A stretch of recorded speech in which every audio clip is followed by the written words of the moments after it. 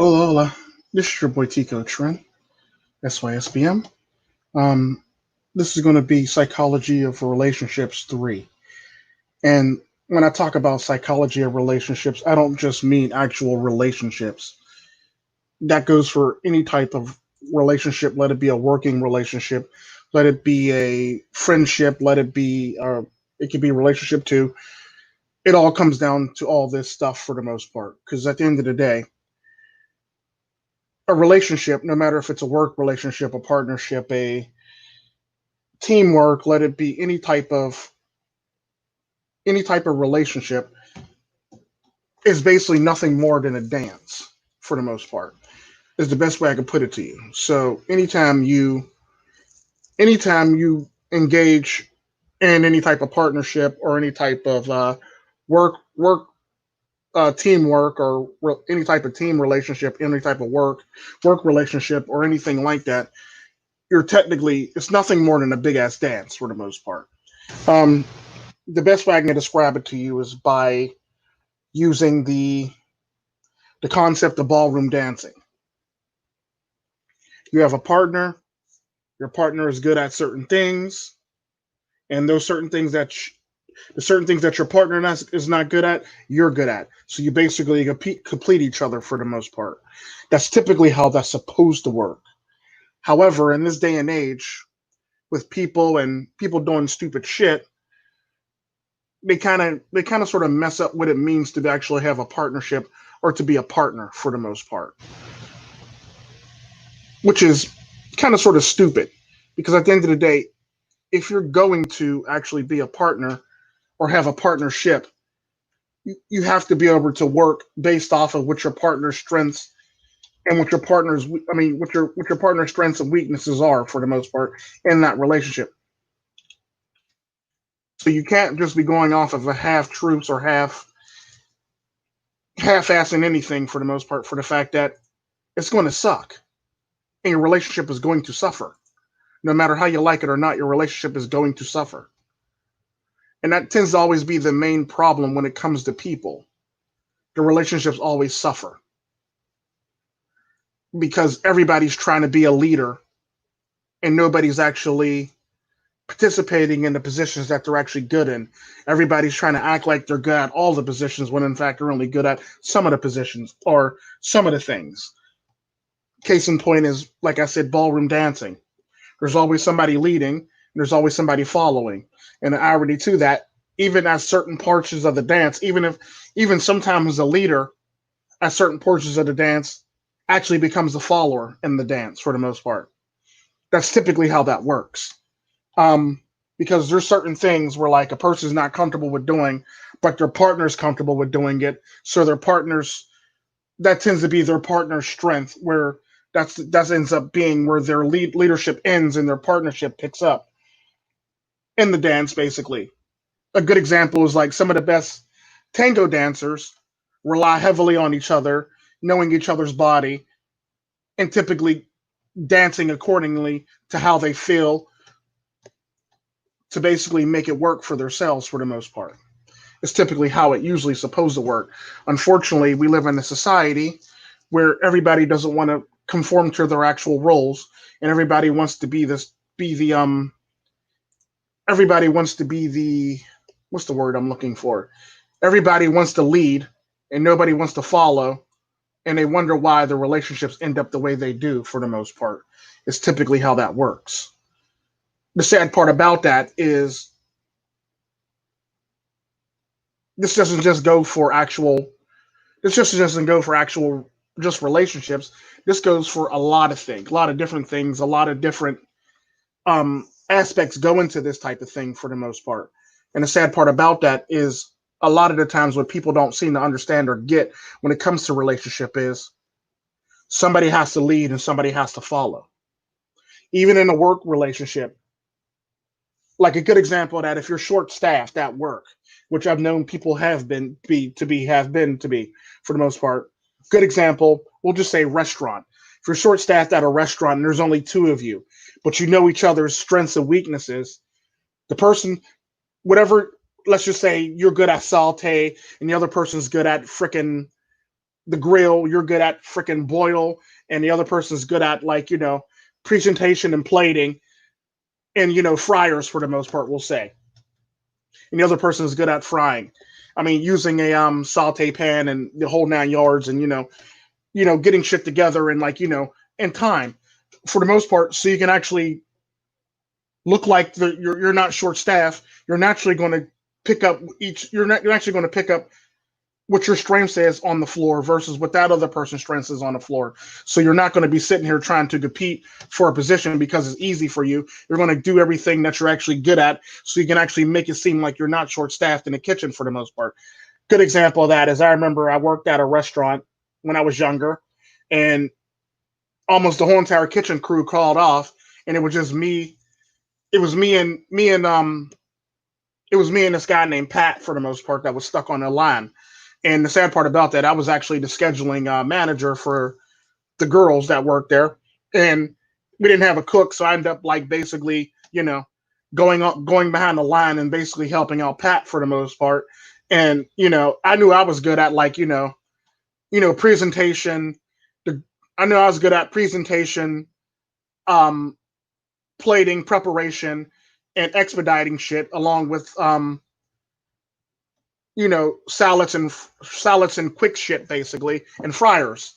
Whereas Pat was good at the whole entire saute, um, the grill, and a couple other things for the most part, and he knew how to time everything properly, and he knew when to put certain things on so we can get it out in a timely manner. And I knew that about that employee. Therefore, I took up what his weaknesses were, and he took up what my weaknesses were.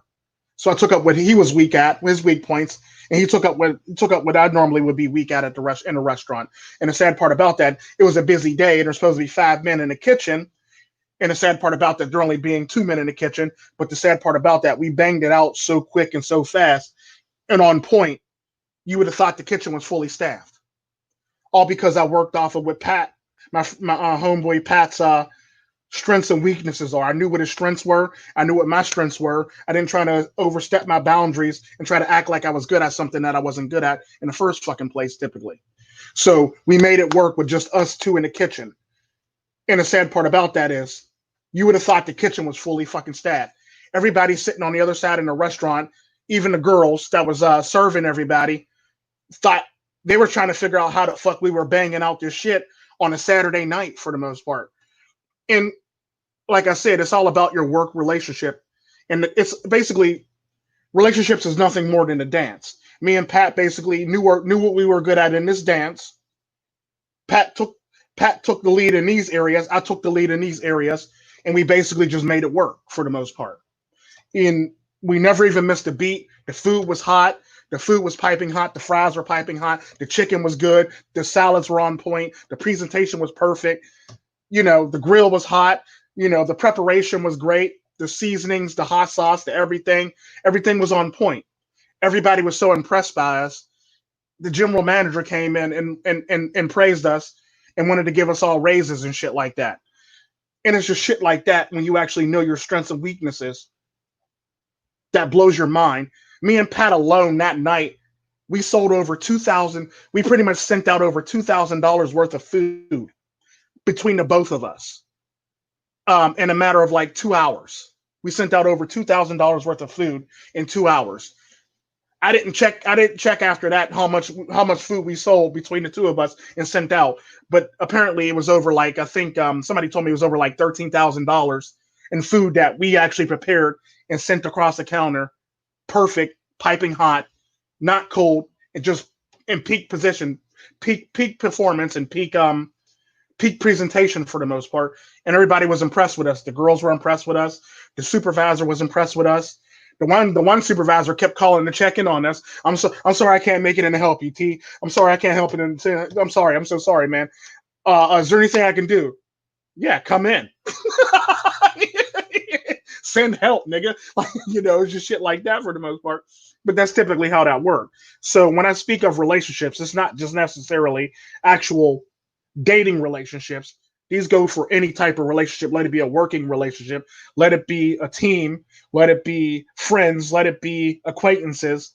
Let it be the military. Let it be a special ops team. everything that you do as a group or together is nothing more than one big ass ballroom dance. And if it's executed perfectly,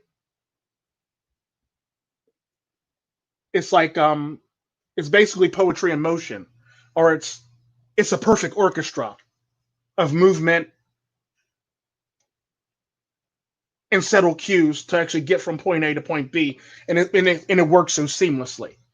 And the problem with actual psychology of relationships today is people don't know how to take cues when they should take cues, and people always want to try to do things that they're not quite good at, unfortunately, which really sucks in today's environment and today's landscape, i.e., women. Women have this problem with not knowing how to take cues and not knowing how when to take roles or accept roles, unfortunately, because they want to be this thing that they're not. But then on top of that, they always wonder why their relationships end up the way they do for the most part, which really sucks half the time. Your relationship fell apart. It's not the man's fault. 9 times out of 10, it's your fault for not understanding what your role was or what your position was in the whole entire thing in the grand scheme of things, unfortunately. But women can't see that, and women don't seem to understand that, and they think you're being oppressive to them when in fact you're actually trying to help them to make them a better human being for the most part. And it's typically how it works. People always do stuff that's detriment to their actual survival, and or that fucks up the poetry in motion that is a relationship, or the well-oiled orchestra that is beautiful music, perfect pitch, perfect tone, perfect timing. That is pretty much what a relationship is supposed to be. It's nothing more than a beautiful dance. Unfortunately, if you fuck up that beautiful dance, it looks like shit to everybody. It looks like everybody's fucking up. Nobody knows their position. Nobody knows where to be. You can't be the leader, and you can't be the leader if you don't know what you're leading. You can't be the leader if it's not your forte. If you're not as organized to be leading in the first damn place. Like I said, it's a perfect dance. It's a perfect ballroom dance. And the sad part about that is, even in ballroom dancing, there's a leader and a follower. It all depends on how you're starting and the difficulty level of that dance. Sometimes women lead in ballroom dancing, which probably will blow a lot of people's minds. Sometimes women lead in ballroom dancing, and sometimes the men lead. Most times the men lead, but ironically, you can usually tell when a woman is leading and when the difference between when a woman's leading and when a male's leading for the most part. Because typically, it's one of them things where, like, 9 times out of 10, the man might not be good at, the initial start. And a woman might be good at the initial start to keep it fluid. And the irony to it is, when you're in a perfect dance and a perfect sequence, a lot of the times what a lot of people don't realize is the leader role is actually being transferred back and forth in ballroom dancing, if you ever notice. Like, a good example is during, like, the dips and holds, kind of like the one in the thumbnail. Every now and again, a man might not be comfortable with that dip for the most part, whereas the woman will be comfortable with the dip. So the woman arches her back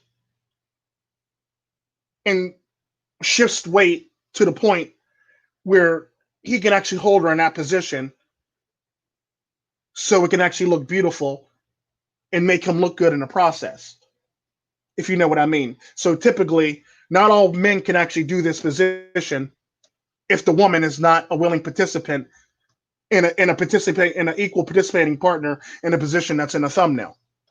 That takes a lot of skill, a lot of confidence, and a lot of trust to actually do, for the most part. And the sad part about that, in today's age, there's a lack of trust, there's a lack of commitment, and there's a lack of fluid movement, and there's a lack of who actually the leader is and who's actually going to follow for the most part. There's a huge lack of that for the most part. Because the sad part about that is, women will say, I want to be dominant in a relationship, but the sad part, they get in that relationship and they take a back seat or a side seat. And they don't know They don't really practice what they preach in these relationships. So typically, what happens is these relationships either tend to fall apart or not going according to plan, all because she's not saying what she's finna do. She's not saying what she says she's going to do in the first place in this relationship. So a lot of the relationships fall apart for that reason. The same thing goes for men in relationships.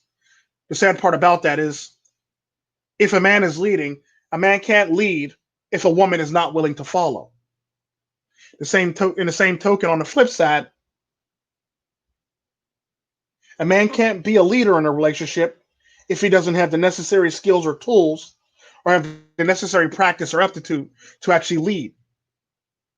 On the flip side, it's just true. It's facts.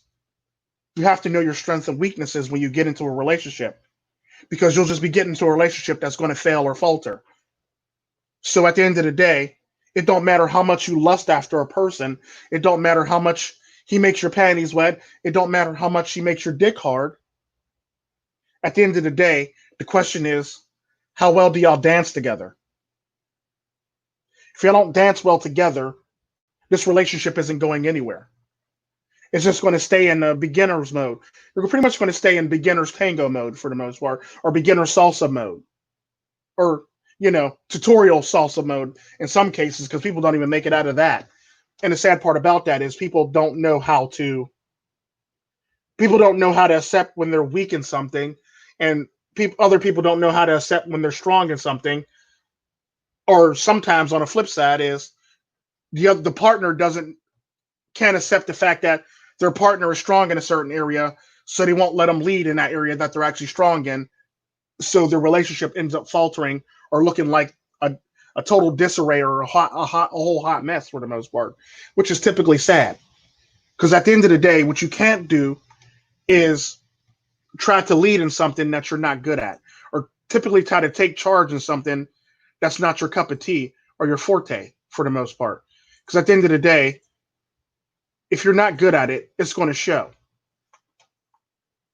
And people are going to see the difference in how you move and how you dance for the most part. It's typically how it works. So if you're not good at it, everybody's going to notice that you're not good at it. And the sad part about that, people are going to sit here, point, and look at you because it's not working. And y'all aren't doing what y'all are not necessarily practicing what y'all properly good at in those relationships for the most part. And what's happening is everybody's seeing a discombobulated mess, or it still looks somewhat nice, but everybody notices that you're fucking up for the most part. It's typically how it works, which is the sad reality when it comes to relationships. So if a man's not capable of leading, and a woman's not capable of following through on what she says she's going to do, and vice versa, if a woman's not capable of leading and a man's not capable of following through on what he say he's going to do in the relationship, unfortunately, it looks like a discombobulated hot mess. It no longer looks like the beautiful, seamless,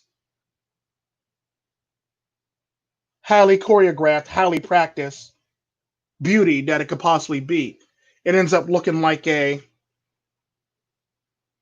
she actually stepped on your toes, he stepped on your toes, he dropped you, she dropped you, she let go at the wrong time, he let go at the wrong time. And it just looks like it's just like you're not on the same page for the most part, because a lot of the times in relationships, nobody's ever on the same page. The problem with being in relationships is you kind of have to be on the same page to be in that relationship. You can't be in a relationship and not be on the same page for the most part, because it just doesn't work. You end up with like people getting divorces, or people end up dating people that's not right for them and that don't fit their actual needs. They don't fit their actual needs and comfort for the most part, and they don't meet any of their needs, or they meet some of their needs, not all their needs. And the sad part about that is a lot of the times people tend to overlook partners or people that they should be dancing with for people that they have an urge for or have a lust for to dance with for the most part, because they're the popular person, or they're the sexy girl or the sexy guy, or it's because he's hot and this shit like this. But the sad part about that is if you pick somebody based on how they look, that doesn't mean your dance number or your choreograph or your movement is going to be seamless and beautiful. It's going to be bumpy and a shit ton of mistakes. Only thing that's going to look good is y'all two look good in outward appearances. However, when you actually start moving and dancing and doing what you need to do as a couple, it looks like a discombobulated hot mess. This is the problem with a lot of people in society when they actually pick their dance partners.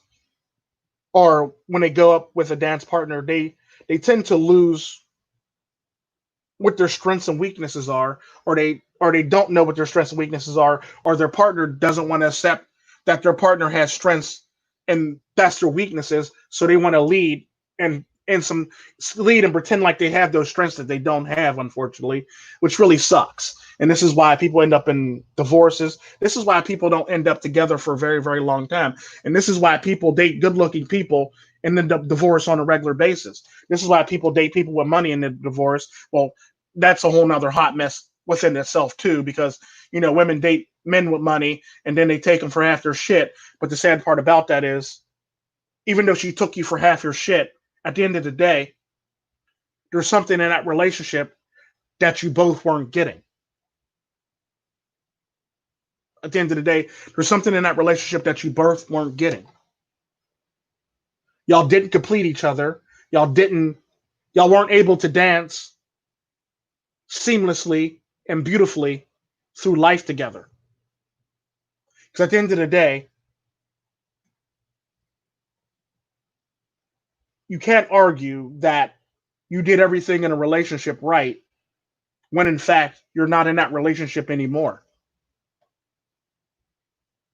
There's obviously things that you did in your relationship that made you fall out of grace with your significant other, and for both sides for the most part. Let it be a man cheating on his wife, or let it be a man divorcing his wife, let it be a woman divorcing a man, let it be somebody getting very bitter in a relationship. Something happened and people fucked up.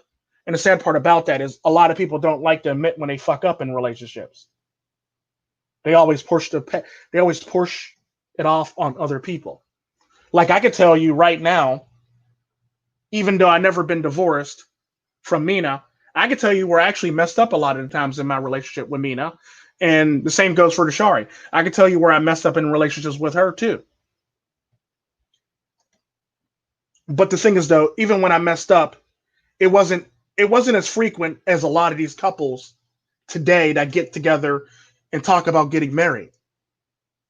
It was never as numerous or never as ridiculous as these couples, because the sad part about that, a lot of these couples that are in this dance of life together, they don't fit, but they don't realize it until it's too late, that they don't fit and they're not right for each other in the first damn place. I've always said the question why you're actually in that relationship is basically like what I say about like coworkers. If we didn't work together, would we be talking to each other? Or would we hang out in real life? If we didn't meet at work, what are the chances are that we actually would talk to each other in real life? If you can't come up with a reason or a 5 degrees of separation reason on how you would actually meet and how you would actually get along as friends, then 9 times out of 10, you're probably not friends with that person. You're nothing more than coworkers with that person. Same thing goes for relationships. Now, don't get me wrong. I don't believe in coincidences, and I don't believe that something is accident or divine intervention or anything like that for the most part when it comes to relationships. I believe that everything is all about timing and purposely done for the most part is how I'm gonna say I look at relationships and how people meet in real life and fake life and online and outside. It's all about timing and all about when you met that person, how you met that person, and what you were doing when you actually met that person for the most part. A good example of that is if you met a woman while you were actually at the bank and she happened to see the zeros in your bank account, 9 times out of 10, she probably wasn't there. Probably 9 times out of 10, she's not in a relationship with you. She's in a relationship with your money. It's typically how it works. It'd be no different if the woman behind the counter was looking at you all, looking down her nose at you.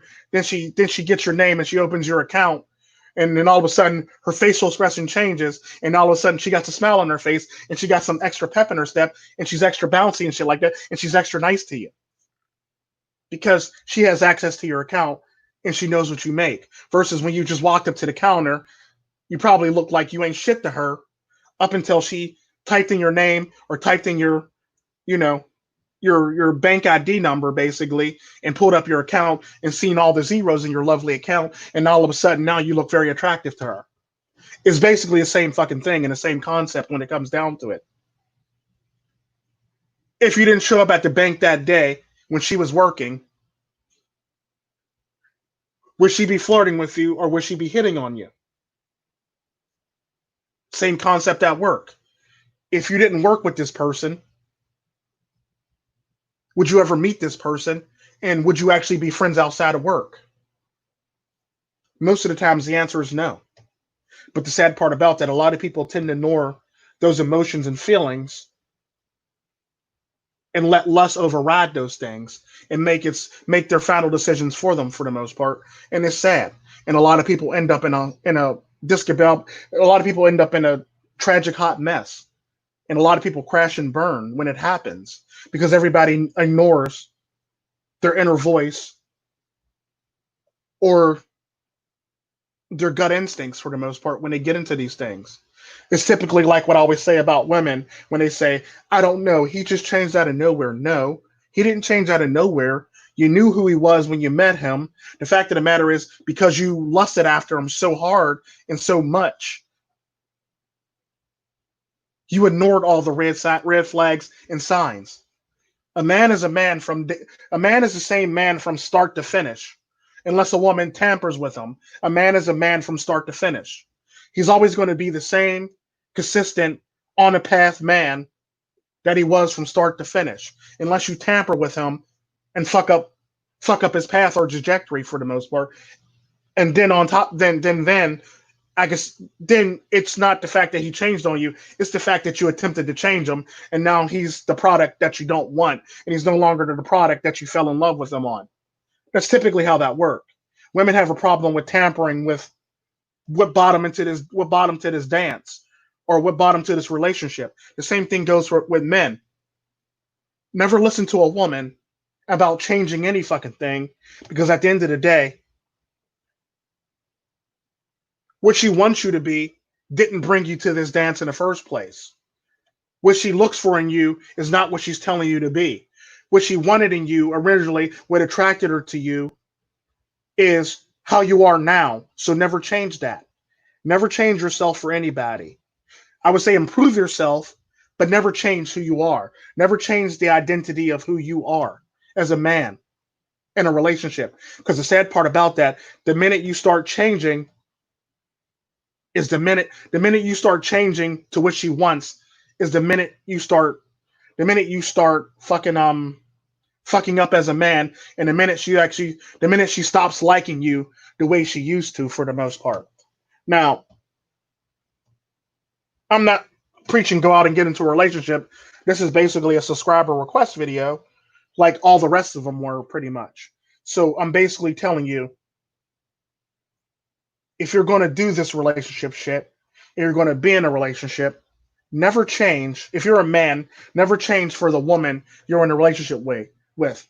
Stay your course and expound and improve upon yourself at the man that you are now. Don't change the man, and don't change up and become a new character. Or as they say in the hood, don't get brand new. Stay who you are for the most part.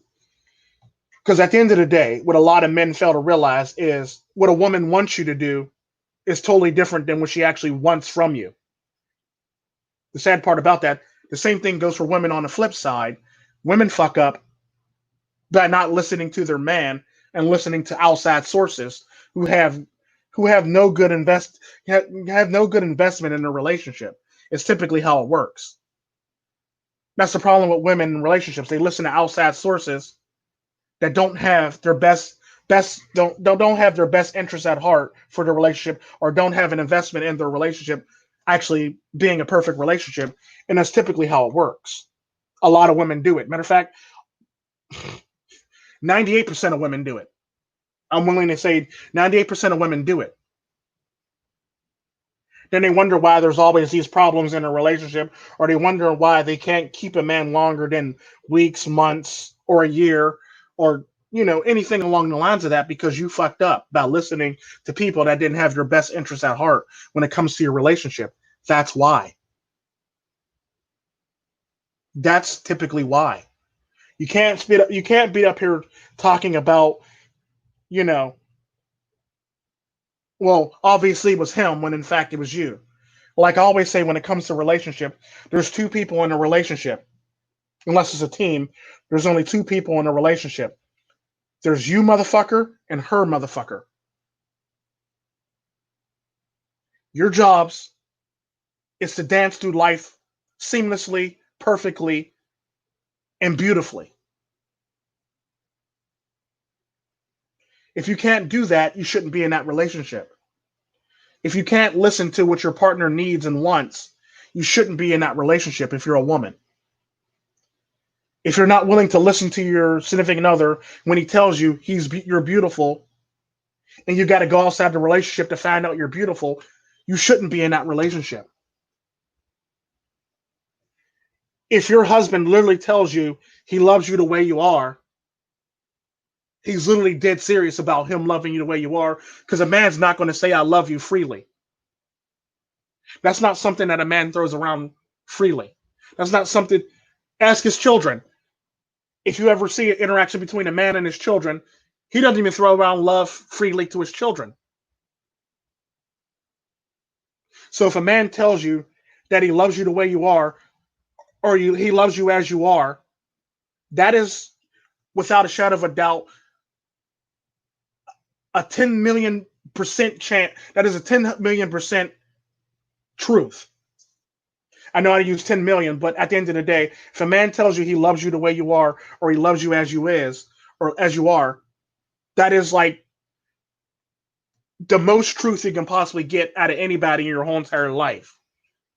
Because a man's not going to throw around I love you or love you willy-nilly like a woman will.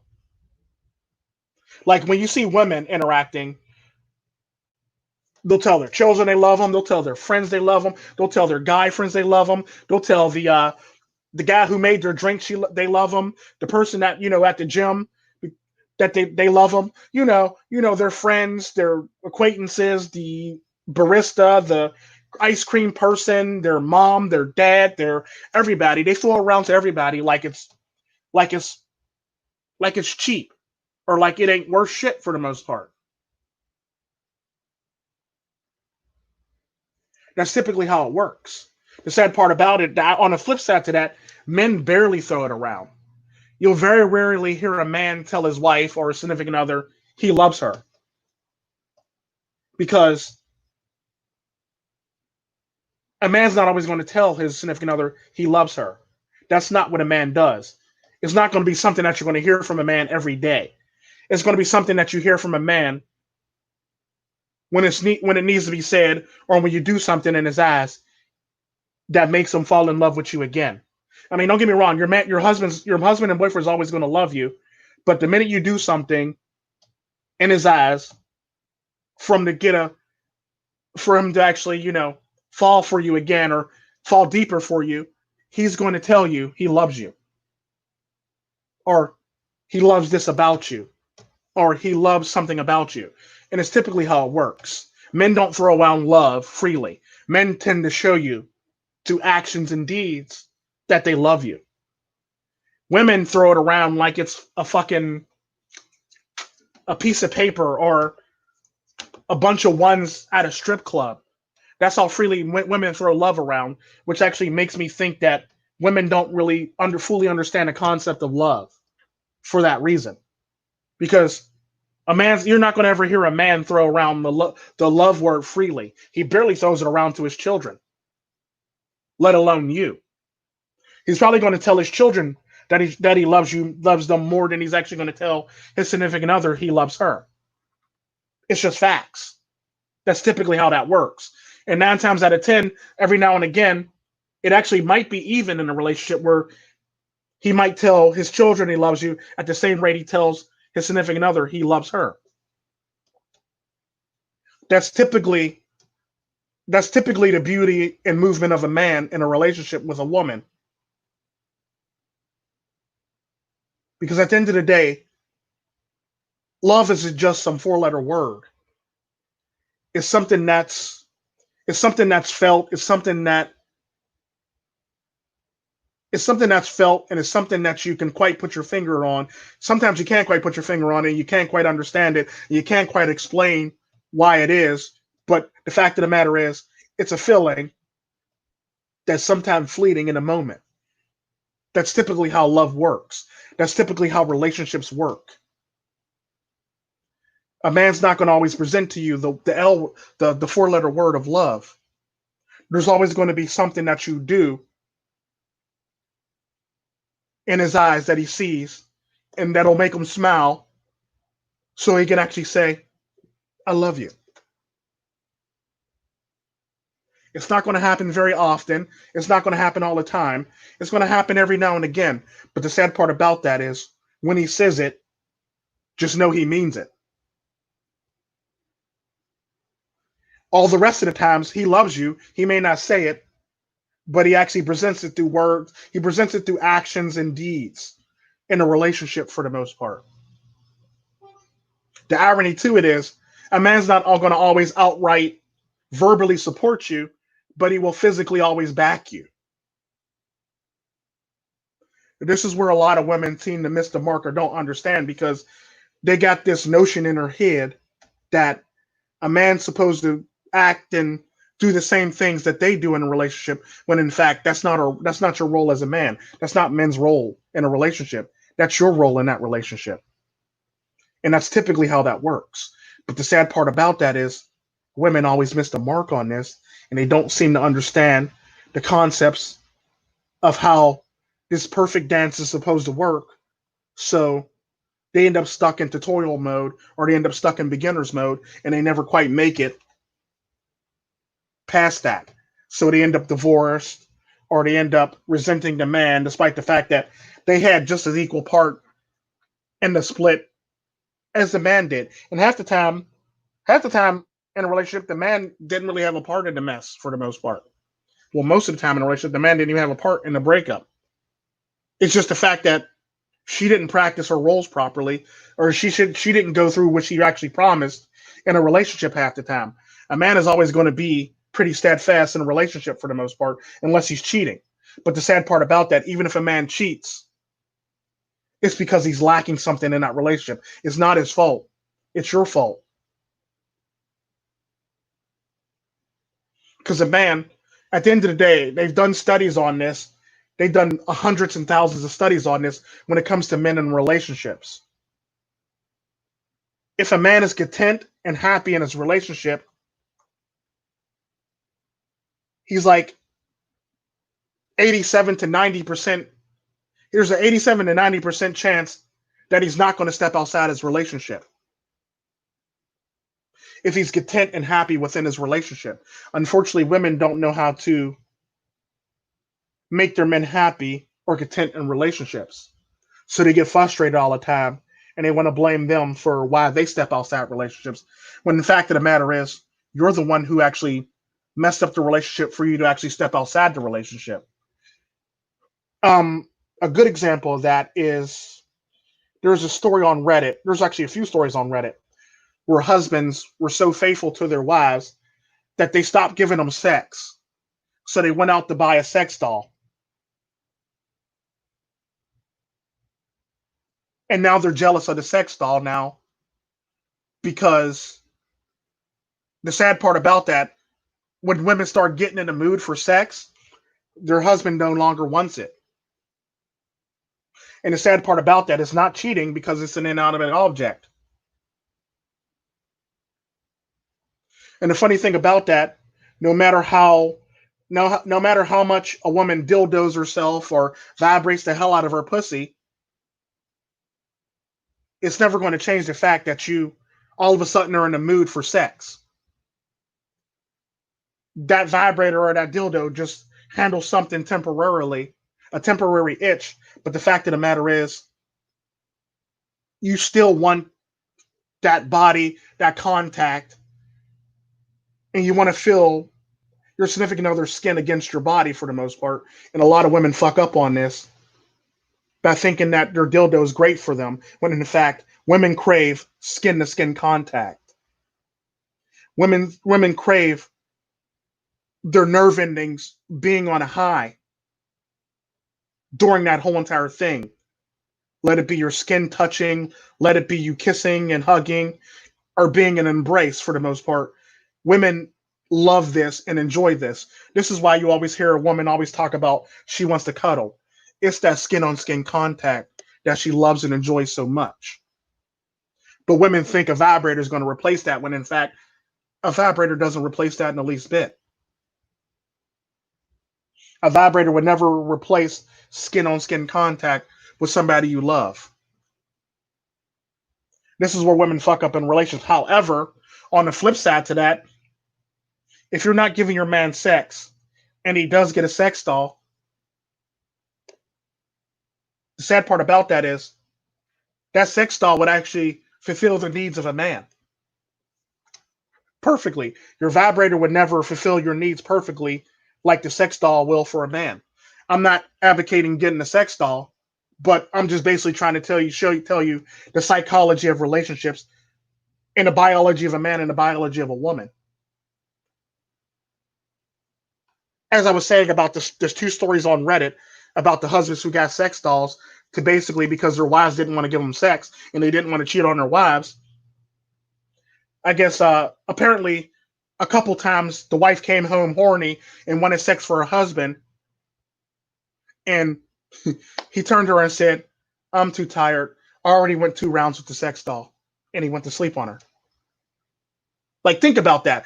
That is the exact same thing that women do to men in relationships. The problem with it is, the difference is, though, women will make up a million excuses not to want to have sex. When a man actually doesn't want to have sex, he's basically spent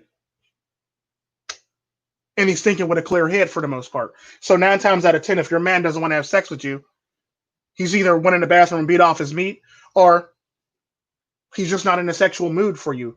And the sad part about that, women don't seem to understand that because they believe that men are always on the ready or always want sex for the most part, when in fact, that's actually a falsehood. That is an unequivocal falsehood, unfortunately. And women don't seem to understand that or get that about men. And they want to believe that, you know, my man loves me and he would never leave me, or my man loves me and I can always have my man under your thumb for the most part, when in fact you really don't. Because at the end of the day, when a man actually busts a nut, he doesn't really think very much about it in anything. And this is typically where a lot of women get in a relationship with like people that they just lust after. After he bangs your brains out, he's not thinking about how much he loves you. He's not thinking about, taking you out on a date. He's thinking about starting his day, maybe going to the gym, hanging out with his friends, shit like that for the most part. You're an afterthought in his mind after sex. This is typically why men can actually do this much easier than women can. Because when a man's in need to bust a nut, he's in need to bust a nut, and that's about the extent of that. There really is nothing to continue on with this whole entire thing. Whereas if a woman wants pleasure, a man actually doesn't really need the skin-to-skin contact as much as a woman needs the skin-to-skin contact. The sad part about that, the neat thing about sex and the whole entire sexual act is As long as his penis has skin, as long as there's contact with his penis, he's perfectly fine. The sad part about that is women actually need that actual body, that warmth, that skin to skin contact in relationships, unlike men do. Women crave this more than men do.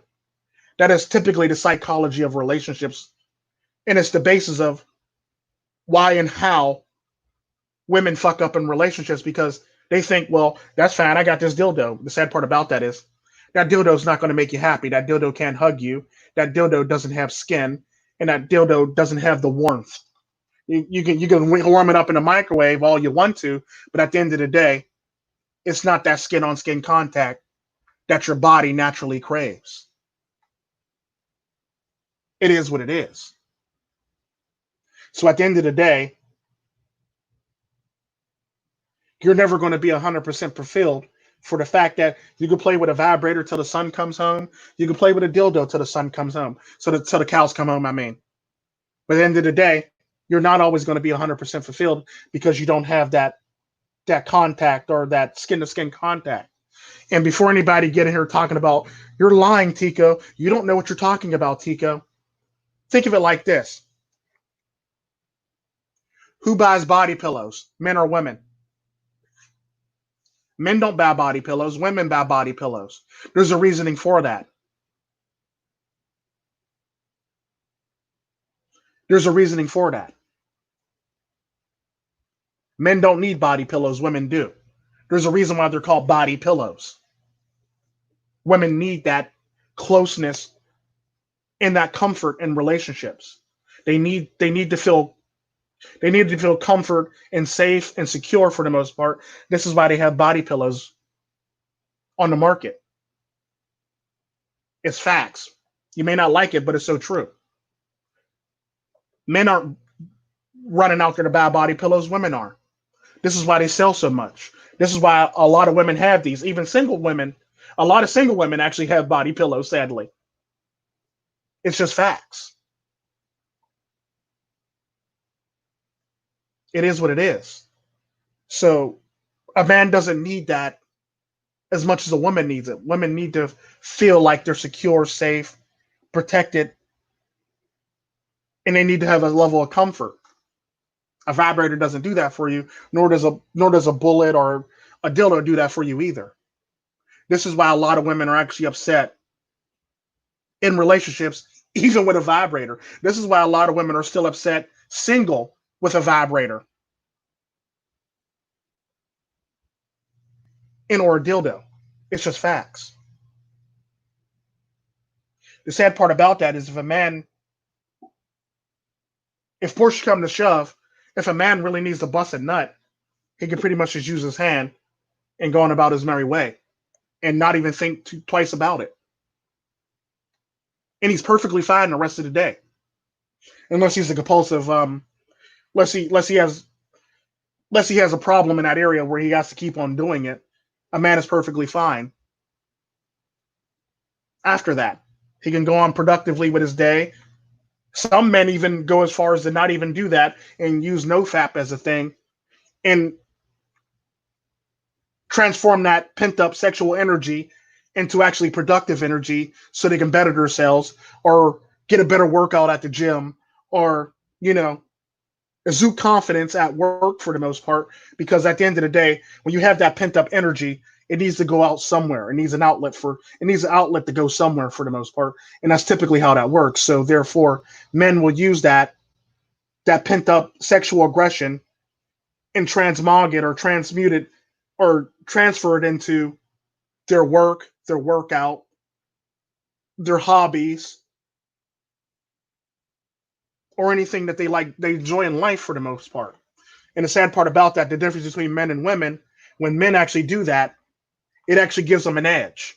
It gives them a bit of a performance edge in that area when they do that. This is typically why you'll hear a lot of sports teams or coaches and or you know sports team doctors say don't have sex before the big game. That's why men can actually do that and get away with that. Because the sad part about that is you don't, if you can actually do that and actually make that work for you, all that pent up aggression, all that pent up sexual energy can be transferred onto the floor or onto the field for a better game or for a better edge or for an extra boost in your performance. That's typically how it works. But women don't have this same thing, really. Women tend to need more of a pep talk or a hug or to be comforted or that skin on skin contact for them to be able to actually face their day. Whereas a man, all you have to do is really either A, you know, basically all he really has to do is basically take that energy, that pent up sexual energy, and transfer it to their actual work. Women haven't quite gotten good at doing stuff like that for the most part, unless you're that small two or 1% of women who actually are just as cutthroat as men in the workforce. But there's not too many of those women that can actually do that either. There's not too many women in the workforce that's willing to work 70, 80, 100 hours a week ridiculously like that. Hell, even in the hospitals, when it comes to female doctors, they hire so many female doctors because they automatically know that one of the female doctors are going to fall out of the rotation because of biology. It's typically how that works. So they have extra female doctors on staff for that reason. It's not the fact that they're trying to hire extra female doctors so they can fill a quota. They're trying to hire extra female doctors because they automatically know that one or two of them are going to fall off.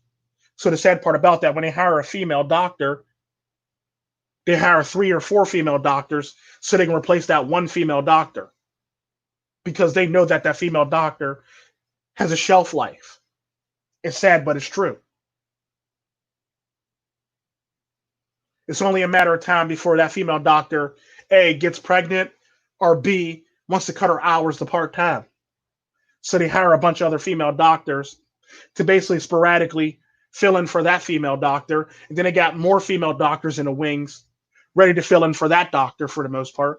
And it's typically how it works. This is why wages are stagnant, because you need to have a bunch of females to replace one female for the most part. This is why wages are so stagnant, because you can hire so many people. You can get people out a dime a dozen for the most part to work in the workforce. But I've gotten a little bit off topic, and I'm going to get back to the topic of relationships. In this day and age, when it comes down to it, like I said, when it comes to men and women, we've both in this day and age lost what our roles actually are and lost what the meaning of our roles actually are at the end of the day. Now, don't get me wrong. There are most men that understand what their role is. However, there are men that believe they know what their role is because they were raised by single mothers and they got a bad idea what their role actually supposed to be in a relationship because they got it from their single mothers. This is where a lot of men get fucked up at when it comes to relationships because they don't fully understand the concept of what a relationship is because they only got a one-sided view from a woman on what a relationship is supposed to be. This is why a lot of the men in this day and age fuck up in relationships. This is why a lot of the men in this day and age don't really lead or can't really lead a relationship for the most part. Or why a lot of men that are in these relationships are confused on what they're doing, when they're doing it, and how they're doing it. And what's going on and what's going wrong in relationships. This is why a lot of men are like that in relationships nowadays because they were raised by single mothers or raised about a bunch of women that put these falsehoods in their head on what is supposed to be a man. And the sad part about that, on the flip side, this is the reason why a lot of women are unhappy with the men that they pick because they were raised by a bunch of women and they got what the falsehoods of what a man's supposed to be from that woman. And the sad part about that is when a woman gets a divorce from her husband, she repeats the same cycle over again with her son on what she believes a man's supposed to be or not supposed to be. So this boy grows up thinking because his mom said this is how a man's supposed to be. Then he ends up divorced and not seeing his children. And the cycle, it's a vicious cycle that goes on for the most part for millennials and decades to come. Because at the end of the day, a woman can't raise a man as much as she believes she can. A woman can't raise a man to be a man, no matter how much TV tells you, no matter how much praise you get, no matter any of this shit. A woman can't raise a man to be a man. Because the sad part about that is, at the end of the day, a woman has a bias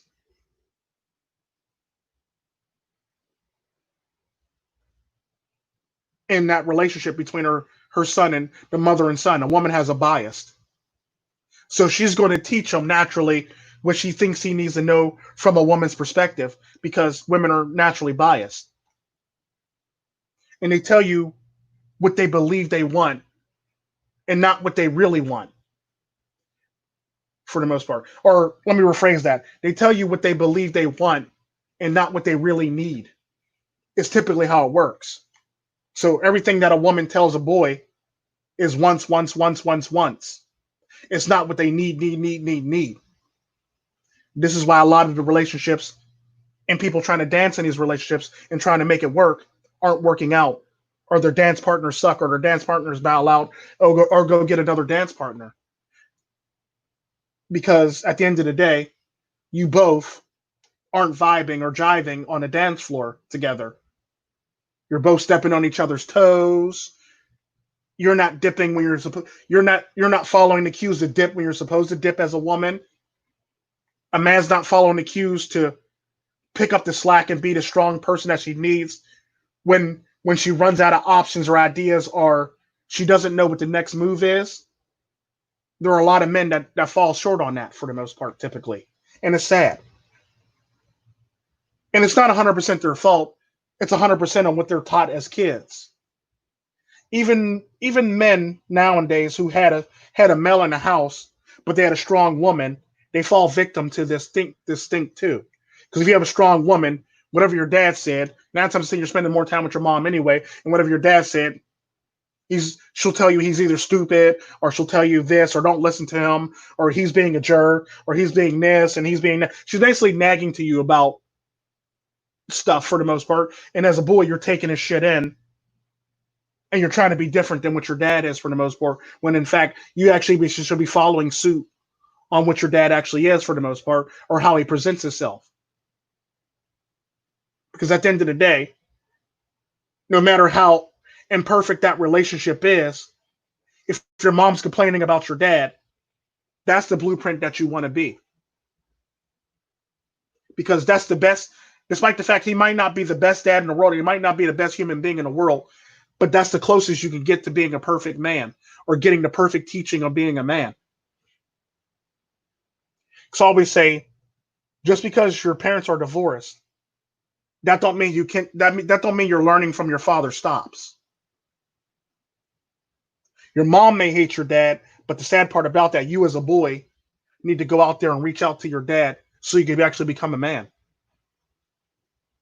Even divorced, he's still a better teacher on teaching you how to be a man. That's typically how it works. Because at the end of the day, like I said, a woman can't teach a man how to be a man because she's not a man. No matter how strong you say she was when she raised you, no matter how tough you think she is when she raised you, at the end of the day, she's nothing more than a woman with female emotions and female think and female ideology. There's no masculinity in your mom. No matter how much she gets angry and beats your ass, there's no masculinity in your mom. It's all femininity in your mom.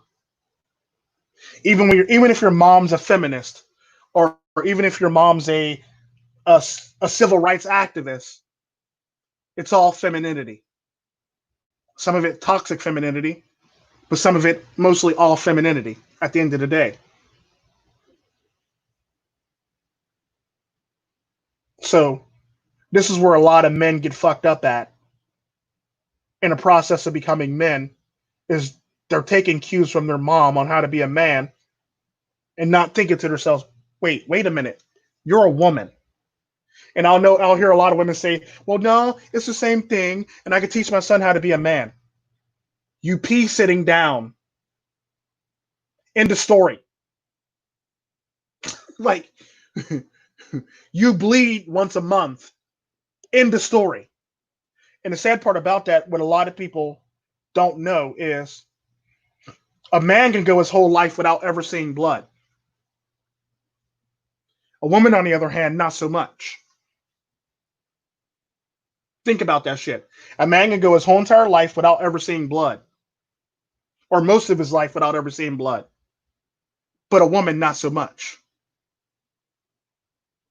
That's typically the nature of the beast.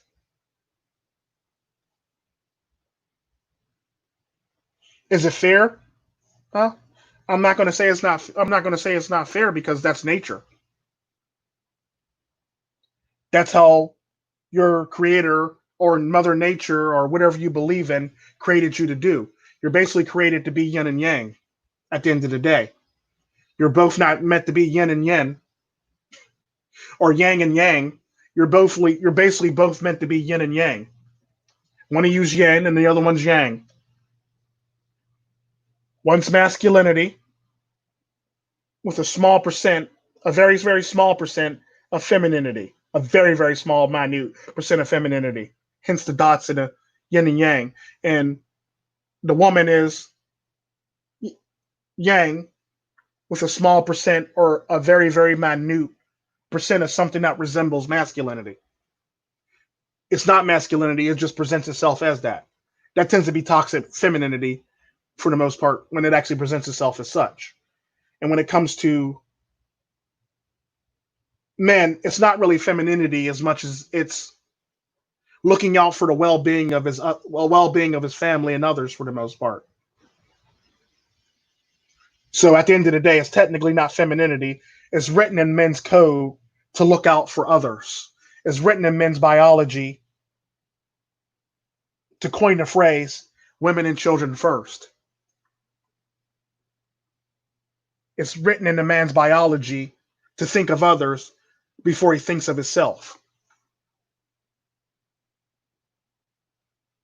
Can that be ignored? Yeah, it can be. It can be. It really can be. However, most of the times, or a small percent of the times, depending on who you are or what you are, you can't always ignore that voice in you because it's written in your biology and it's written in your DNA as a man to look after and or to care for or to take care of somebody else for the most part. It's just written in your DNA. There's nothing that you can do to change that. There's nothing you can do to manipulate that to make it even different for you. I mean, you can try to squash it or push it down, but the sad part about that is it's always that voice is always going to come up louder and louder and louder in your ears or in your gut or in your head because it's your biology. And it's just stuff like that that people don't seem to understand or get. But on the flip side, when it comes to parenting, the difference between a man and a woman when they're parenting is a woman only has a female perspective on the whole entire thing when she raises her children. However, a man has a very neutral and a go and a woman have a feminine and a overprotective nature when it comes to raising children, whereas a man has a neutral but pushes you out there to better yourself for the most part, to do better with yourself, or to progress as a human being for the most part. That's the nature that men bring to a table for the most part. I mean, he does bring that tough exterior or that tough love to the relationship, but at the same time, he also brings that, you know, nigga, you got to fly a little bit, you got to walk before you can run, or you got to do this if you want this for the most part. He brings that natural structure that men bring to the relationship or to the family dynamics. There's always that structure. This is why men tend to do better as single parents than women do. This is typically why men have a better fit. Single men have a better single fathers have a better finished product than their female counterparts, because what a woman puts into their children is a whole lot of feminine views or feminist views or female traits into their children, whereas a man puts in a straight across the board bevy of things into his children. The sad part about that is when it comes to actually teaching his children, let it be male or female, he actually can do better job at actually he can actually do a better job at teaching his daughters how to be women than a woman could teach their son how to be men. The reasoning for that is his caring nature, and his tough love for the most part within his daughter. And this is why a lot of girls end up being daddy's girls for this reason, or being very close to their daddy for this reason, because at the end of the day, he brings this all these aspects that women can't bring to the table. Because at the end of the day, this is why you always see girls fighting with their mothers, or always in competition with their mothers, or always butting heads with their mothers, all because of this lovely thing. Men, there's a large chunk of time in their relationship, a father-daughter are never really going to butt heads unless she feels as though he's being too mean or being too strict. That'll be like the only time you'll ever see a father-daughter butt heads. But the sad part about that, because he's her father, because he's her father and he was very steadfast, even after that incident ordeal's over, she has more respect for her father.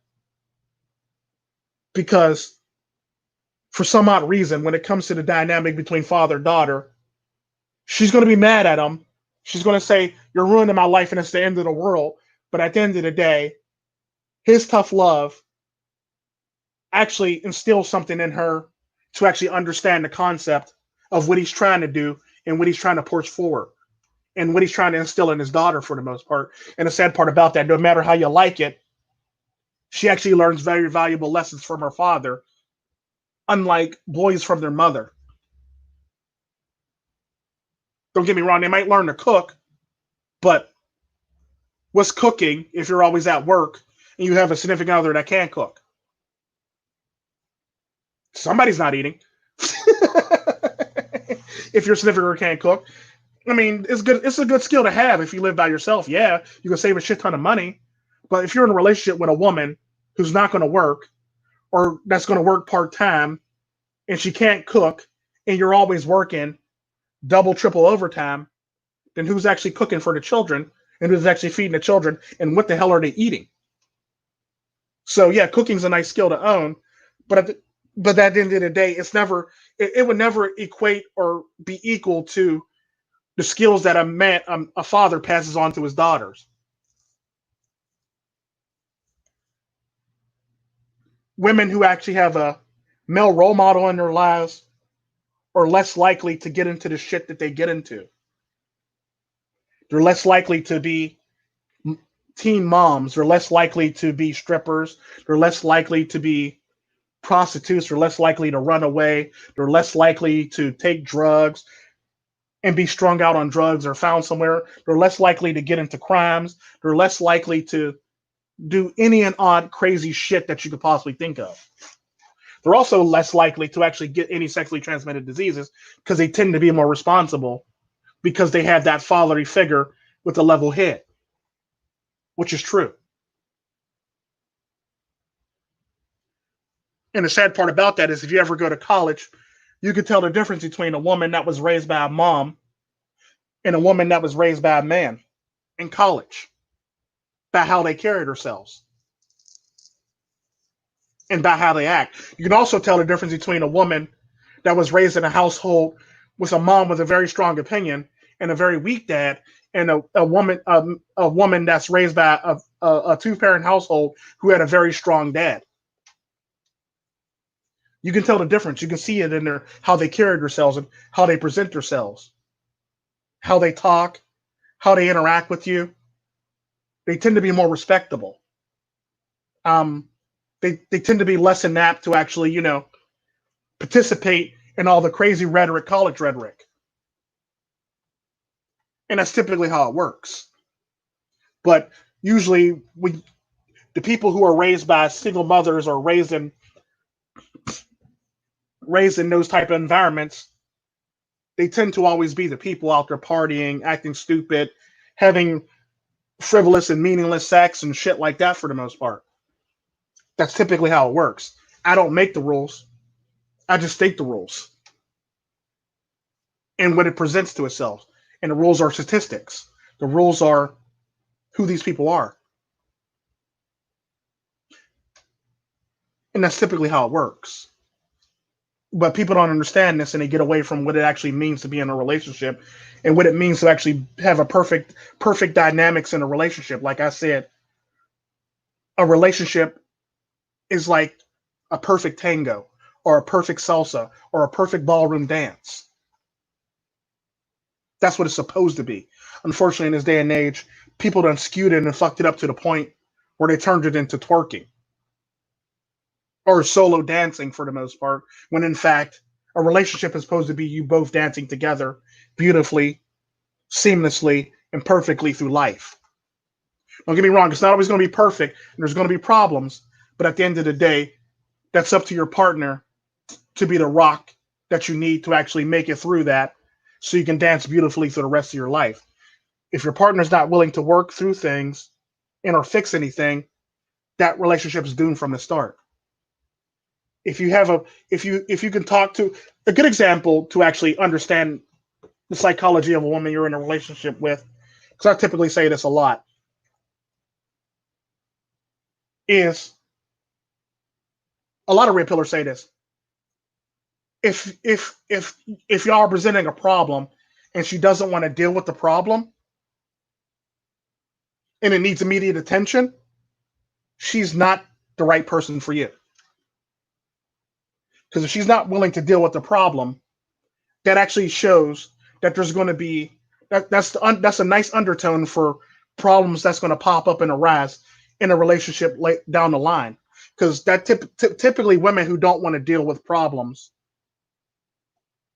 right then and there, or always want to pass the problem off, or want to say we could deal with this tomorrow when it actually needs an immediate attention, are typically women who are going to run outside the relationship and or cheat on you and or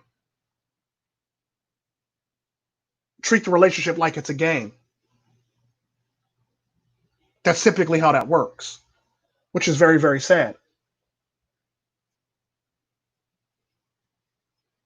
The same goes for the flip side when it comes to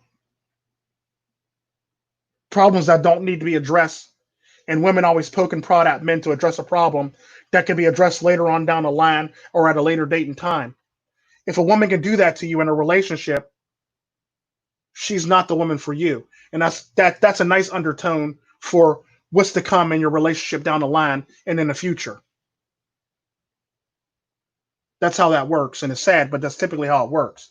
So, two things you need to watch for in a woman and when you're in a relationship with a woman.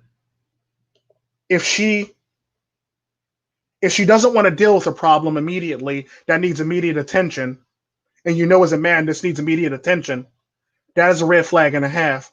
And that is a good sign for shit to fall down the chute in your relationship in the future.